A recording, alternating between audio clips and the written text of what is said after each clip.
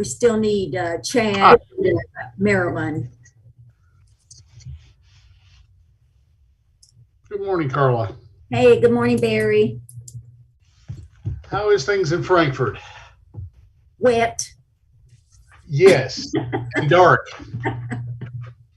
What about there? Are you in Lexington? I am, and it is wet and dark here. And Yes. actually, I thought about going back to bed. I was thinking it's still wasn't daylight yet. The weather makes it tempting, doesn't it? Yes. That, and I stayed up really late last night. Quite dreary. Yeah, late basketball games do that to you. Mm-hmm. Yeah, that'll get you.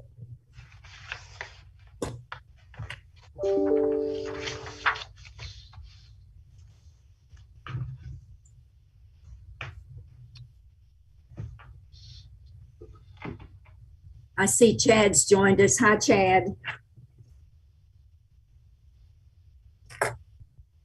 Oh, he's muted. How are you guys? Doing fine. What about yourself? Doing good. Doing good. A little late this morning. I apologize. That's all right. We're still waiting on Marilyn.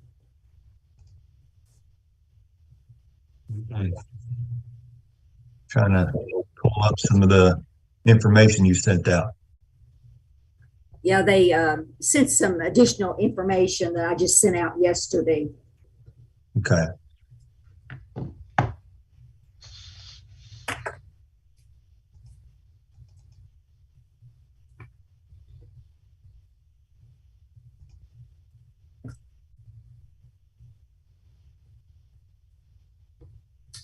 We're still waiting on Travis as well. Yeah, we can give him a few more minutes.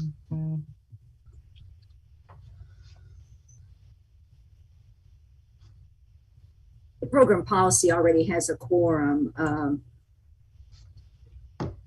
Actually, I guess we would have a quorum on the other one too, as we have 2 out of 3 present. Okay. Well, do you want to give him, let's see, it's 3 minutes after. Do you want to give him another minute? I would say that would be good, if that's all right with everybody. I'm fine with that, if everybody else is. Trying to get still settled in this morning, so. Some days it just takes a little bit longer to get acclimated, doesn't it? It does. It does. And unfortunately, I've been here at the desk for 3 hours, so I'm still not acclimated. Barry, I'm not sure that's a good sign now. It probably isn't. Well, being retired, I've been at it. Oh, you have, Kathy? Well, Kathy, unfortunately, I started my day with working with an attorney. So, oh Lord, Don't blame me. I was reformed. I stopped practicing. present company excluded. yeah, I'm reviewing a contract, and oh goodness, I didn't know that I needed to take Latin. I should have been a better student, either in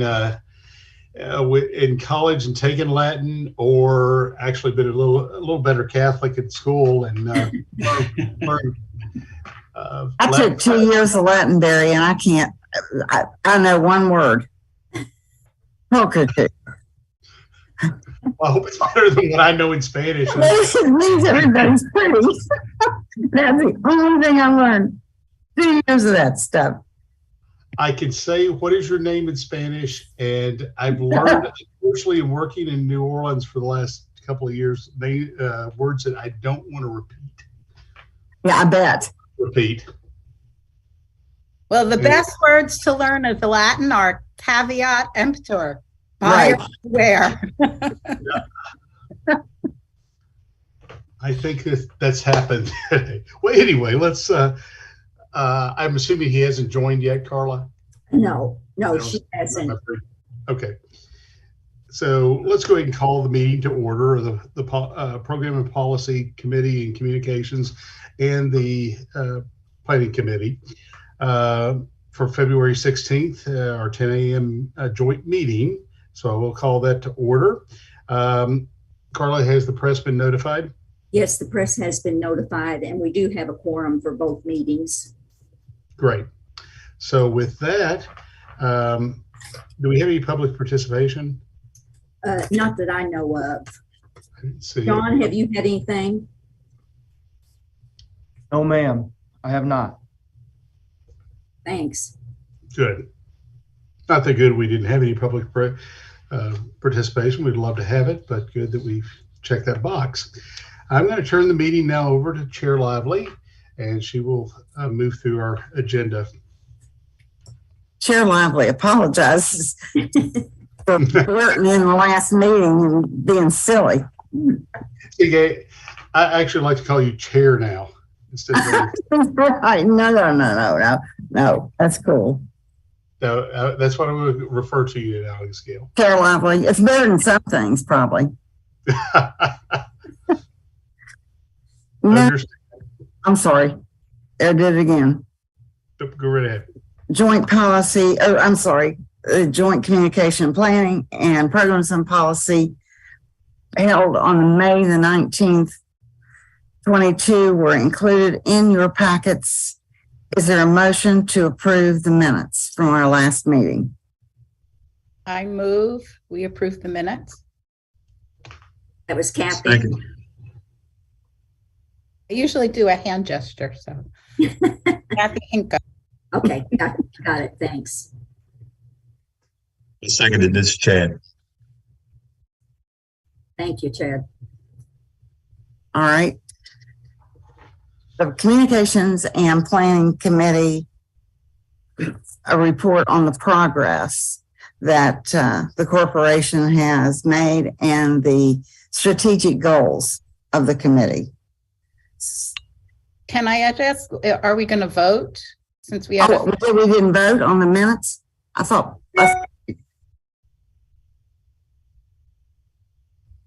Do you want? Are you making a motion, Kathy?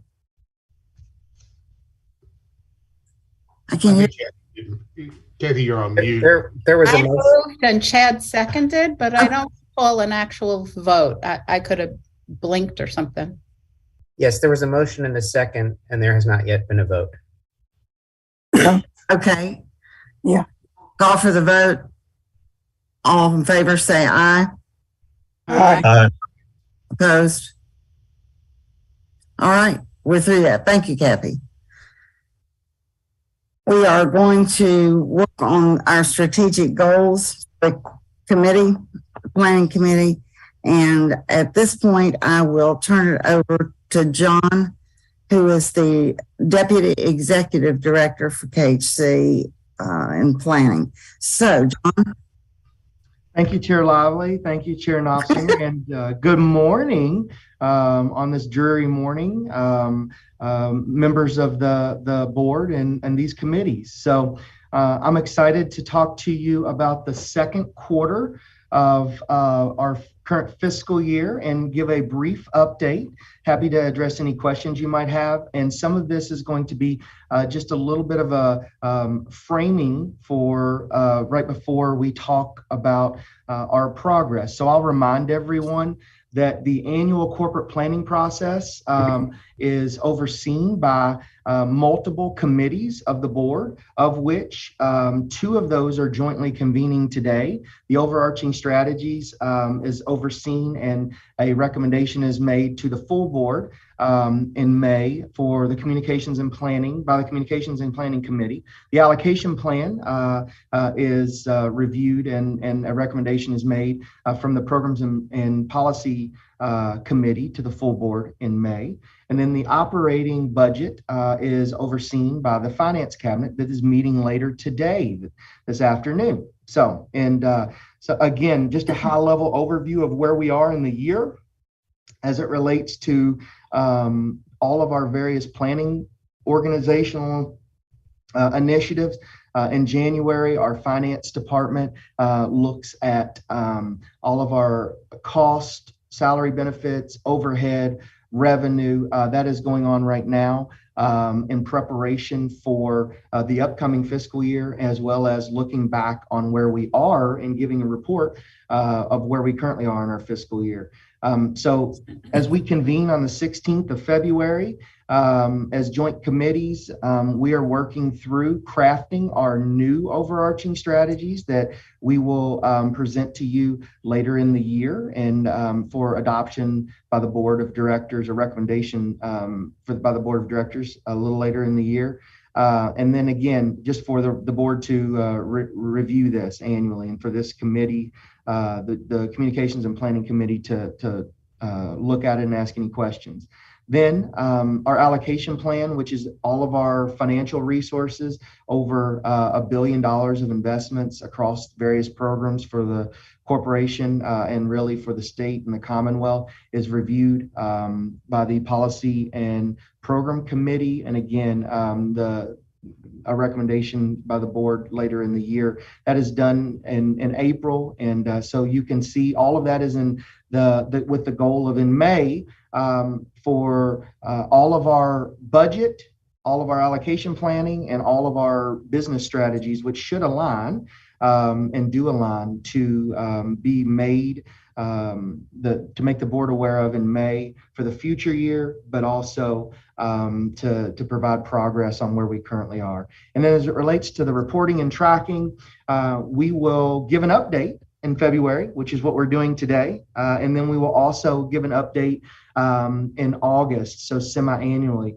The one that we're looking at today is rear facing. The one that we're going to be looking at later in the year is a little forward facing in May about what we're going to do. And then in August, we'll tell you for a full year what we did for our planning process. So wanted to give that as a context before I jump in and talk about where we are on the second quarter.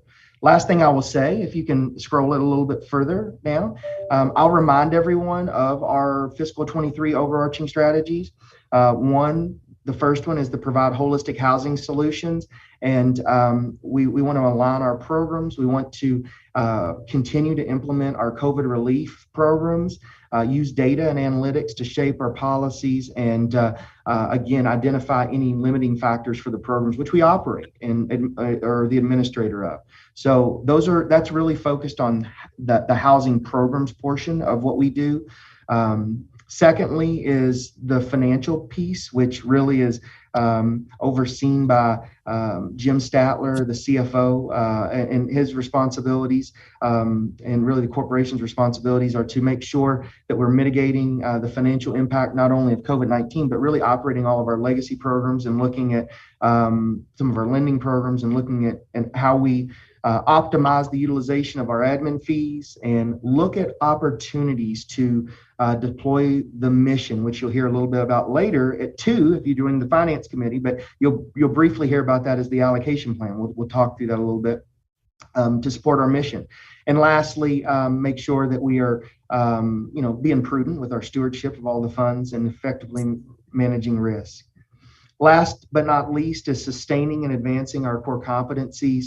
We're continuously looking at technology, remote work environments, expanding our workforce development efforts to make sure that we retain excellent people, that we recruit excellent people, that and exceptional talent and promote. And we'll talk a little more about that as well. And then last but not least is, and I'm excited to talk a little bit more about this, is what we're doing on the diversity, equity, and inclusion effort. So you'll see a little bit of a breakout on that a little bit later, and you can expect more to come from that. Okay.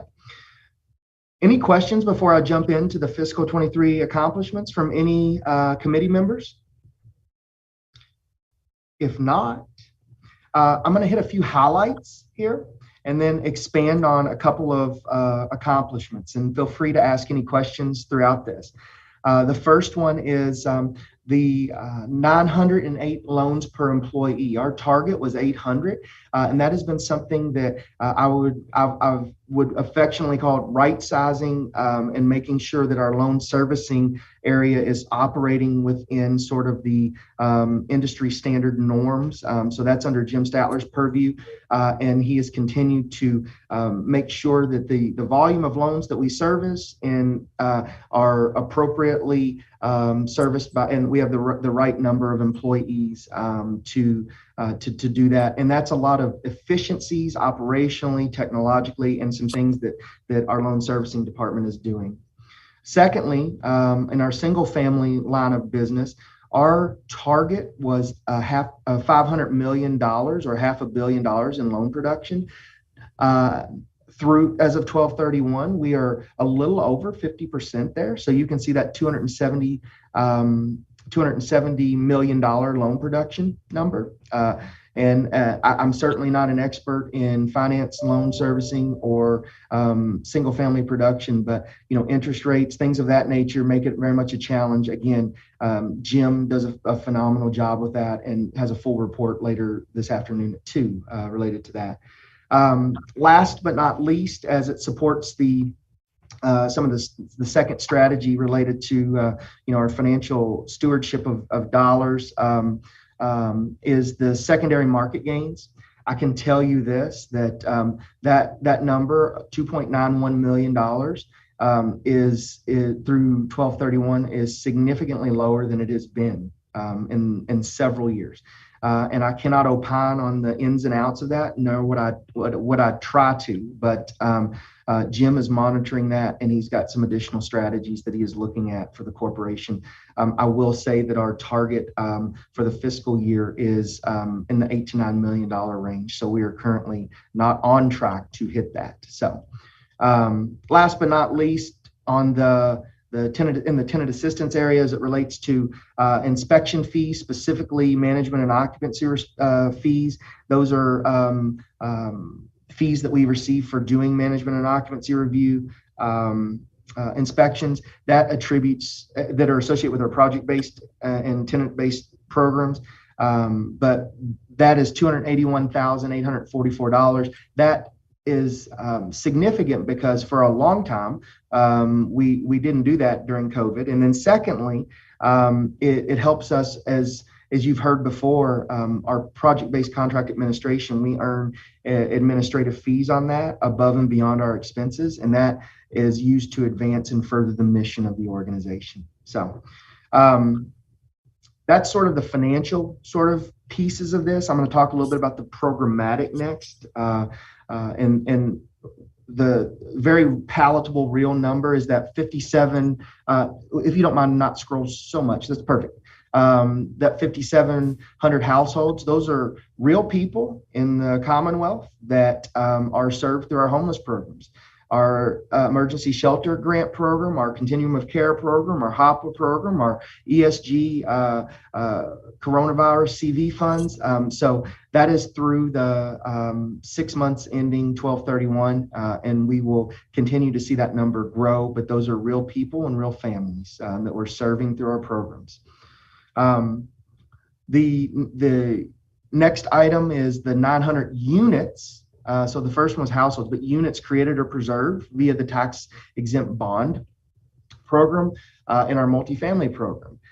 So that's significant because that's our tax exempt bonds, but we just issued, and I think hopefully you all received a notification from Winston about our low income housing tax credit program. We have awarded funds to do that, and have created over 700 units. So all is well there. And again, those are units, affordable units for folks to be able to move into, and that are being created and or preserved in our multifamily area.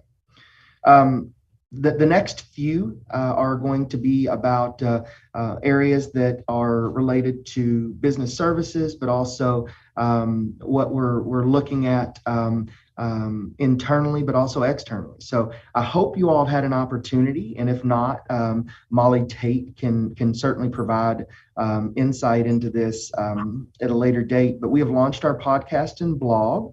That is an ongoing series. And so we launched the first one. The second one's coming out here shortly, and it will be a series with various housing partners and around housing topics. So I'm hopeful that you all will take an opportunity to listen to that, or if you have more questions about that or ideas about that, you can send those to me or to Molly, and we'll take care of that. Next is our minority workforce representation is 16%. That is up slightly from last quarter, but that is up, I would say, more than slightly from years past. So we have also, I'll talk a little more about this as we go through here. So, but we've also designated in our employee services area a corporate trainer, as well as a recruiter, to not only recruit the best and the brightest and the most talented, but also to retain the folks that we have that are very talented. But I'll speak a little bit to the recruiter piece. There are some things that we're doing related to an internship program, but also looking at our diversity and equity in our hiring practices. So we now have a designated role and a designated job description for to make a concerted effort to continue to do that. So we've also, in technology services, implemented some new security enhancements, as well as a new co-location site for redundancy in the world we're living in, where everything is technological. So we're operating not out of a system in Frankfort, Kentucky today, and we're operating out of a lot of different places where there's redundancy. We also have additional circuits that are coming into this building and really connecting people like we all are on this call in various areas and locations, despite the rain. So last couple of items I've wanted to hit the highlights on. We have a new security system. And again, I'll just say this, the significant improvements in our facilities infrastructure. We have 3 owned buildings in Frankfort, Kentucky, that house our staff, either full-time or part-time or on a hybrid basis. So it's like anything, we want to continue to keep the facilities and the infrastructure specifically operational. And then our corporate planning and accountability area, which you're going to hear from Kendrick Vonderschmidt a little in just a few minutes about the area he oversees. But we've had 40% of our available admin realized through 12/31. And when I mean admin, those are administrative fees for the myriad of programs that we administer, and they pay for the operational cost in portion, in full, or part of all the staff that operate those programs and all the overhead expenses. So it's vitally important that we recoup those. I will say this, we have made a much more concerted effort to recoup all available fees that we can. So kudos to Kendrick and his staff, and we've got some tools in place that that will help us to be able to do this a little bit more. And then lastly, and certainly very, very importantly, we've enhanced our demographic data and publicly viewable data. I'll address both of those a little bit separately. I'm going to start with the publicly viewable data. As you all know, obviously Western Kentucky and Eastern Kentucky have had natural disasters and are still recovering. One of the things that we have done as a corporation that I hope you all are aware of is there are available housing units that are people can actually go and to a tool and to a link and see real time where units are. People can add to them, and it's a resource. That resource has been viewed thousands and thousands of times by people that need housing. So that's just a small sliver. We've got other things available. If you have not, on our website, there are publicly viewable multiple visualizations of data and information longitudinally, and that's a continued library and bank that will continue to sort of be built on. So, and then I want to spend some time talking about the demographic data. And Molly, if you don't mind to maybe transition down just a little bit. So the demographic data that we have historically tracked has been sort of at a very high level. The corporation, as we've stated in our overarching strategies, is really taking a little more of a deeper dive into looking at some of our demographic data. So we've explored additional data sources for benchmarks for our programs. So I've reported to you on oftentimes this committee on our workforce and what it looks like, and so that's very important, and that's highly important, and we can talk about that separately. But this is really about programs, and so for the first time in my tenure, I can say this: we're using data from, for example, the Census Bureau's CHAZ data set, looking at households, homeowner versus renter status, households, area median incomes, racial backgrounds, cost burdens, overcrowding, inadequate plumbing. That is just a very small sliver of things you'll see going forward. But the real point of the sharper point of this is we are looking program by program for and understanding the target population for that program, what it's supposed to be serving, who it's supposed to be serving, whether it's AMI, whether it's renters, whether it's homeowners, and then actually looking at the data set and seeing what a benchmark is, and then being able to report that back through our planning process quarterly and then semi-annually to the board. So here's a small sliver of household by race. I'm not going to give you this super deep analysis of it, but you can see that the white alone non-Hispanic population of home ownership is 86.90%. Again, footnoted data. There's a lot of details here. Go ahead, Kathy. You skipped the next one is ownership rental. I'm sorry. Households in general. You can Thank look you. through it already. It's very interesting. Thank you, Kathy. You're exactly right. I jumped ahead of myself. So this is all Kentucky households by race. You can see this. Then do you mind to scroll? There you go. Renters by race. So you can see that number is particularly a little different, and the discrepancy between the minority population and white population, which we've talked about in this committee and which we're aware of as a corporation. So, but I wanted to give a little bit of an overview of sort of what's to come and what you can expect to see related to our data demographically by program. So with that, I'm going to talk and make my final sort of close out on this portion of the presentation on where do we go from here and where are we. So as I stated earlier, we're in the midst of planning the operating budget and looking at all of our scorecards for the new year. And you're going to hear from Kendrick here shortly about the allocation plan. So we're going to be doing that as the spring comes into season. And in May, we will present back to the joint committee as well as the board at the May board meeting on May 25th. And Jim will be presenting the operating budget to the finance committee. All of the items that we talk through with the budget, the allocation plan, the strategies, the data, the information, they're integrated, and you can see that they inform one another. So we have to pay for the mission that we're charged to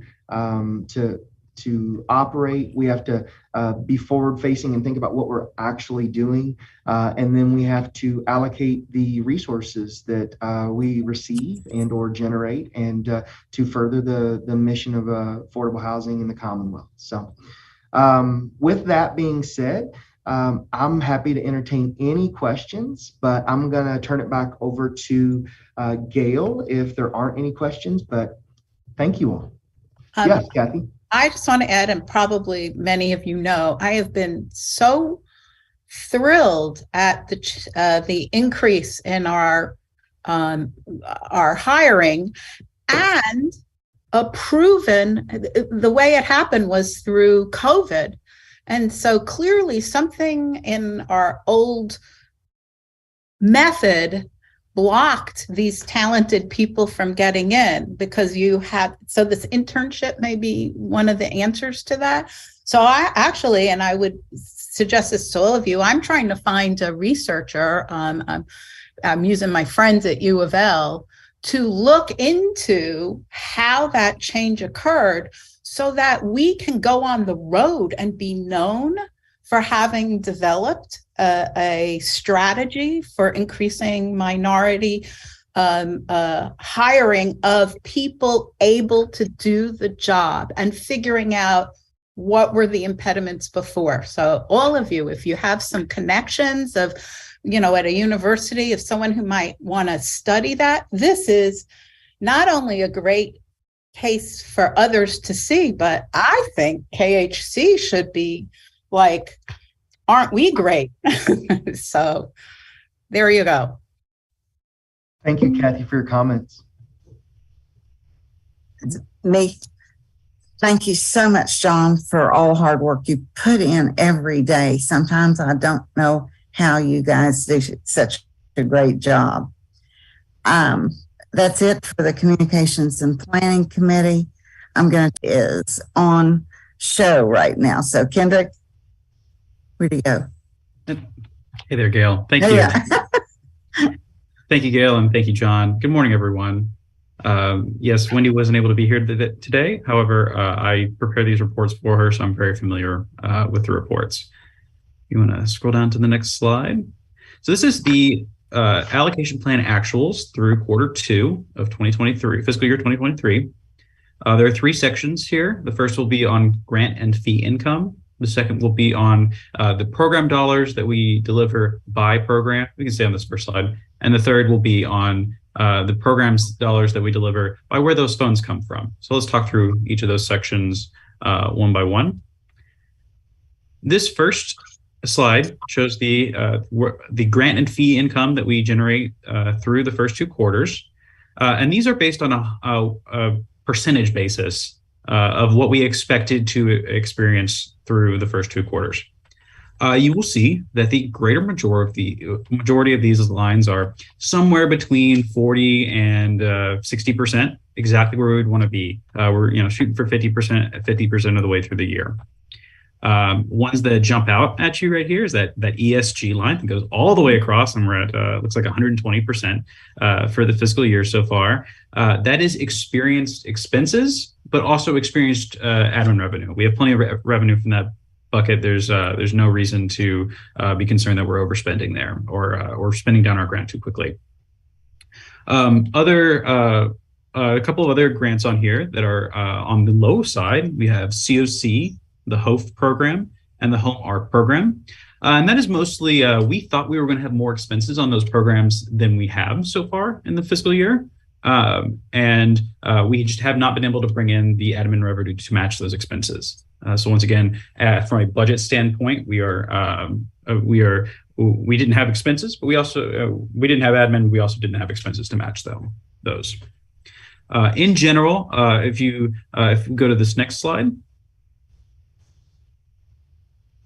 this is that same information, except on a actual per dollar basis. So as you can see, for the fiscal year at the bottom there, we were trying to bring in we're predicted to bring in $47.5 million through the end of the year. And here we are 2 quarters in, and we brought in $22.5 million of 47% of our goal so far. So we're right on track where we want to be with about 50% of the way through the year. Thank you. Next, we can talk about our program dollars, and these are the awards that we've made to our partners across the state, or in some cases, the actual money that has gone out to individual recipients. These are those awards through the first 2 quarters, and these are organized by the program areas that do this. So if we start at the top, those are our weatherization and LIHEAP programs. You'll see that we've already made the awards for weatherization and LIHEAP. That's very normal for this time of year, that we make those awards early and they slowly spin those awards down throughout the year. That third line there that we have not made any of those awards, that's our new pot of money. That's the a bipartisan infrastructure legislation, which is the same way that we use the weatherization dollars previously. We just have a huge pot of it. We recently had that those funds, the budget for that program approved by the Department of Energy, and we'll now able to start making additional awards to our subrecipients there. This second section and this third section, this is HCA and multifamily, respectively. You will see not as much activity. We're not reaching that 100% threshold on a lot of these lines here. In fact, we're reaching 0% on a lot of these lines. That is because we received a lot of our HUD dollars, our home grant, our ESG grant, our HOPWell grant, and our NHTF grant, and our LIHTC tax credits. We received all of those in January. LIHTC tax credits became available in January, and everything else was a couple of days, or about 2 weeks into January, we signed the contracts to receive those funds. We have since then made those awards, but all of that data will show up in the Q3 quarter. That being said, you will see we have made our COC and some ESG cares funds. Those funds come in at a little different time. We've made awards to those programs as well. If we continue down to the single family section on that same slide, what I'll note here is that our DAP and single family mortgage programs are performing about as well as we expected, maybe a little bit behind schedule for the fiscal year, and specifically the one program there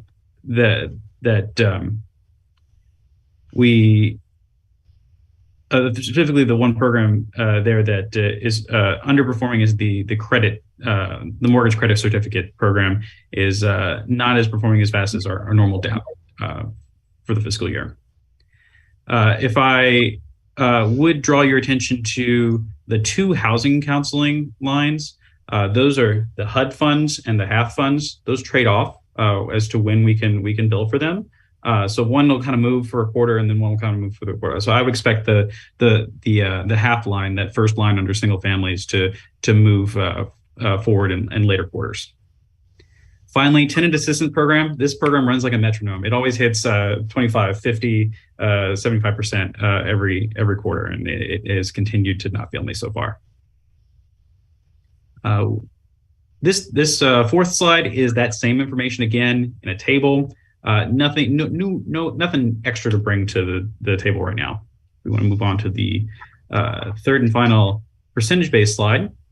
This is the same information that we just talked about, except reorganized by where the funds come from. So as you will see, our Affordable Housing Trust Fund and our home dollars, that's the first two sections, not made a lot of awards there. Just as I discussed previously, those funds are tied together. So we have had the Affordable Housing Trust Fund dollars. Those are state funds. We don't have to wait on HUD for them. However, we like to mix those with HUD funds. We'd like to give our home builders some of each, and so we make a lot. And in our multifamily projects, we'll mix AHTF funds in with our tax credits. So because of that, we haven't made a lot of AHTF awards either. Once again, those will be experienced in Q3. The final section down at the bottom is our Housing Assistance Fund, referred to as HAF dollars. That funds our DAP and several other smaller buckets of funding throughout the corporation. The one thing I will draw your attention to at the very bottom is the Targets of Opportunity grant. That is at 170% of our original goal for the fiscal year. We did make additional grants to our partners in Eastern and Western Kentucky to respond to their various natural disasters. So I've talked to you a couple of times about what happened in Q3, and if we can continue down to my last slide and skip right past this one. We did make a multifamily award round with our LIHTC tax credits. And we mixed $12 million in with NHTF, home, AHTF, and some home ARP money And then that Home ARP program is the American Rescue Plan Act that we mixed about $8.5 million in with these various tax credits. And this just kind of gives you an idea of how we pair these dollars with those tax credits whenever we whenever we award these tax credit funding rounds. We try to use these funds to plug some holes in the projects and get these projects off the ground, which some of these projects otherwise would not happen if we did not use these gap funds. With that, I will open up. I'm open for any questions that anyone has. Yes, Kathy. Well, you know what I'm going to ask is that along with what John has said about understanding the programs, are we going to get it sort of by region or area, how allocations are made? I recall that I was concerned that how much, for instance, Louisville gives into the Affordable Housing Trust Fund and how much it gets out over a series of years. It's not supposed to be quid pro quo every single time, and was convinced by looking at all the allocations and how they are awarded by area. So will that continue to happen? Because I know you did it once, when I was, sort of timing off. So I hope that continues, because being aware of where it goes and to whom it goes is important. Thank you. Thank you, Kathy. We have some of that data available already, and I can make that further data available. Is there a specific program other than AHTF that you're interested in? Well, what happened was AHTF didn't necessarily go to Louisville, but the tax credits, it was just sort of by looking at all the allocation for rental, it was for single family. I was convinced that we were doing a very good job of fair allocation. So it's kind of all of it, how it's distributed and how we know what's going on. Yeah, 100%, Kathy. Not specific to just AHTF, but we are very much aware of the geographic regions, the locations, urban, rural, and we do have the capacity, but also, Kendrick and his team, and certainly under the direction of Wendy and our executive team, we do look at those things by whether it's congressional district, ad district, location. So, yes.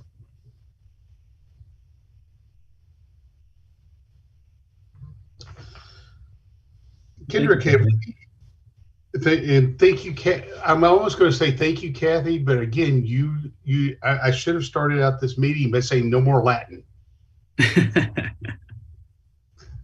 I'm Latined out already. You already did the quid pro quo already on me. So, I do have a question for you, Kendrick, on the bipartisan infrastructure legislation. Have they come out, or the DOE has given me any indication of when the guides are going to be down? Or do you know? I don't know, but I can find out and follow up with you. Yeah, I've been trying to track it, and I didn't know if you'd heard anything further or not. We on our end, or my end, I've not heard it in my day job, so I didn't know if they were going to give you any indication as well, because that's a huge chunk. That's a great chunk. Yeah. It's a large chunk of money. Yeah, I can't even come up with that number in Latin. Can't even fathom it. Oh, great. So let's see. Kendrick, you still have the floor, I believe. I have one more question, and I don't think it's one Kendrick can answer, but we do a lot of weatherization, and we know that there's going to be the large environmental money coming, as well as the infrastructure money coming. And is KHC at all taking a stance on the proposed 2 gas-fired power plants that will affect Louisville and Lexington as outmoded, to create new gas-fired power plants, and how it would affect our competitive applications for any of those monies. Probably some money will be awarded just because of how big we are by state, but they'll be competitive. And if we are known as the state that is going full tilt boogie on gas fired instead of renewables, how that will affect us. It's not a question you can ask Kendrick, but it's one that perhaps KHC should consider and maybe speak to the Public Service Commission about. I've taken that down to bring to our deputies and executive director. Thank you. Was that Sam talking? Who just said that? That was Kendrick.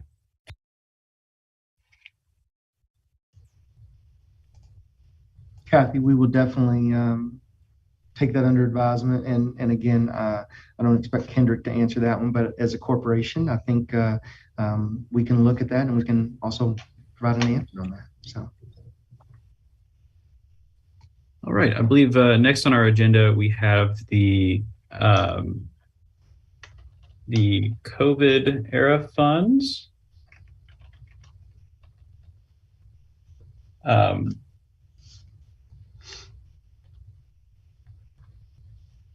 So update on the pandemic relief. John, I know that we don't want to go into this too deeply. Sure. Would you? Yeah, I'll just give a very high level update. You'll hear more about this on next Thursday at the board meeting, when Ms. Smith is not ill and is not experiencing some issues. So I certainly am not an appropriate stand-in for all the hard work that Wendy has overseen. But I can tell you that our HHERF, that program, that is we're no longer taking applications. We're looking at our staffing related to that. I cannot say enough about the massive amount of people that were helped by this program. We have some other programs, for example, HOPE, that will continue and is sort of, I would say, ramping up and sort of staying, we're ramping that up. So I'm going to ask that we defer that until Ms. Smith is here and she can give a very robust overview of all of the pandemic relief programs by program and what's going on with what, and maybe be able to answer some of the questions, Barry, you asked about the, additional dollars down the road and what we're doing. So long term. So unless anyone has any objectives.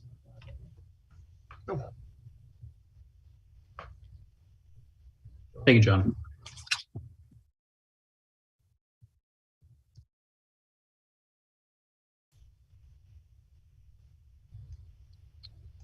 All right. Okay. If I think that is all from John and myself. If you want to take it over, Barry.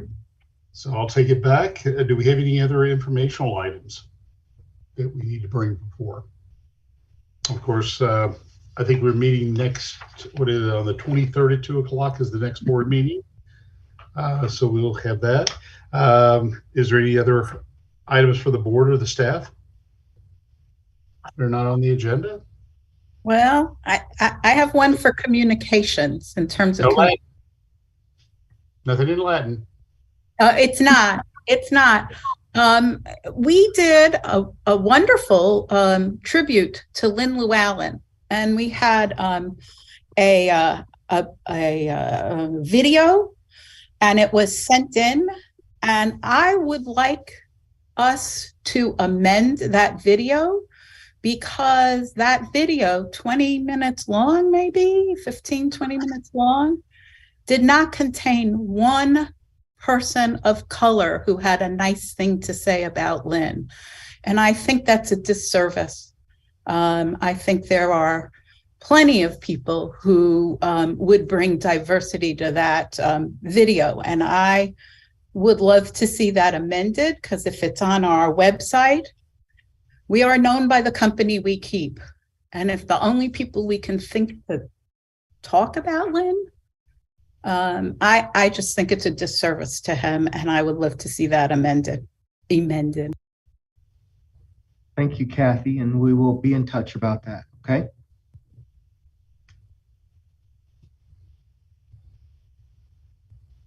Good. Any other things not on the agenda?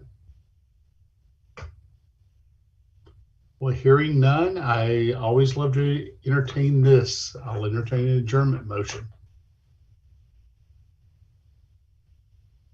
So moved. Sorry. Stay on for a while. We can start talking about contracts again, and I think we have a motion and a second by someone. I didn't you caught that. So all in favor of adjournment, please say aye. Aye. All those opposed, I think we will see each other via Zoom next week. Thank you all. Thanks, guys. Thank Appreciate you. it. Thank you.